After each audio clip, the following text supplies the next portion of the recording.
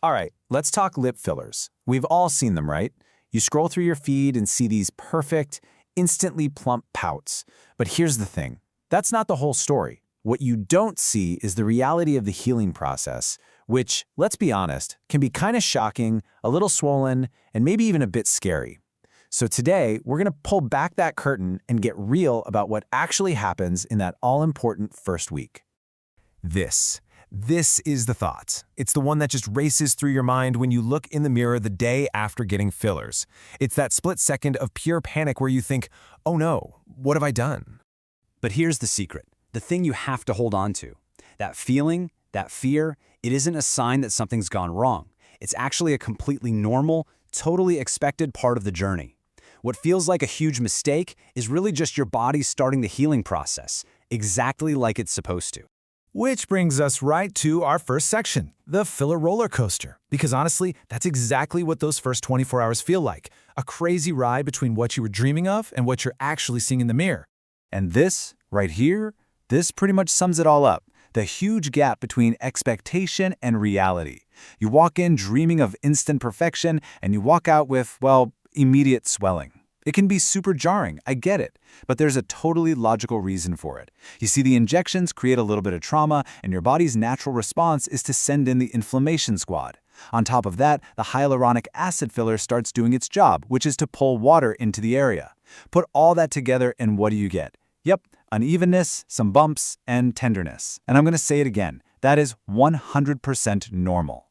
Okay, so you've made it past that initial shock. What's next? Let's take a little guided tour through that first week of healing so you'll know exactly what to look for day by day. So check out this timeline. The first 24 hours, that's the initial shock we were just talking about. But I really want you to focus on day 2. This is what we call peak swelling. It's going to be the most dramatic day and honestly probably the toughest one psychologically. You have to remember what you see on day 2 is temporary. It's not the final result. Then, as you get to days 3, 4, and 5, you're in the settling phase. The swelling finally starts to chill out, and you can actually begin to see the shape you were hoping for. And by day 7, you're getting so close to the final reveal, way closer to that natural look you wanted. Now that you know the timeline, let's get into some of the stuff that people don't always talk about. These are kind of like the secrets of the syringe, the little truths that are so good to know before you even book your first appointment. First up is a really big one. This one catches so many people off guard. It's the simple fact that your healing is almost never going to be symmetrical.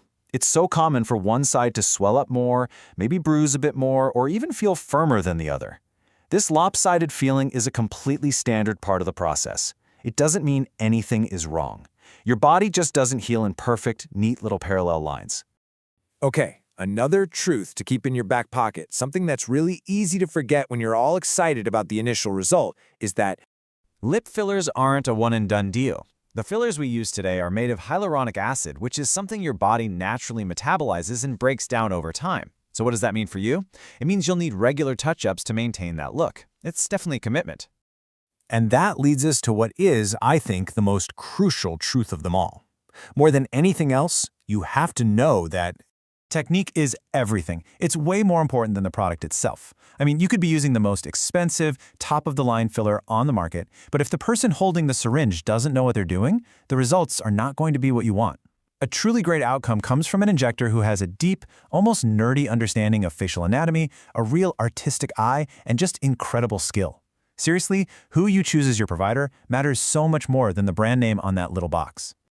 You know, speaking of safe technique, it really makes you appreciate how far we've come. So let's do a quick little history lesson on lip augmentation and see how we went from something truly dangerous to the aesthetic design we have today. So, way back in the late 1800s, people were injecting paraffin wax, I'm not kidding, candle wax, into their lips. It was a disaster, causing horrible inflammation and damage. Then, in the mid-1900s, we got liquid silicone, a permanent filler that could move around and form these hard lumps. The 80s gave us collagen from cows, which was a step up, but a lot of people were allergic to it. It wasn't until the 2000s that we finally landed on hyaluronic acid, and it completely changed the game. And this chart just shows you exactly why it was such a game changer. Just look at the column for modern HA fillers. We're talking high safety, really precise control, and the big one, reversibility. If there's an issue, or you just plain don't like how it looks, HA fillers can be dissolved away with a simple enzyme injection. That kind of safety net, it just didn't exist with those old, permanent, and super unpredictable fillers. So let's pull all of this together. We've talked about the swelling, the history, the hidden truths. What does it all really mean when we look past that first crazy week? At the end of the day, getting lip fillers is a process. It's not an instant fix. It's this delicate dance between medical science and pure artistry. A great outcome really depends on you going in with realistic expectations and being diligent about your aftercare. You can think of it like a partnership between you and your injector. Which, of course, brings us to the final big question.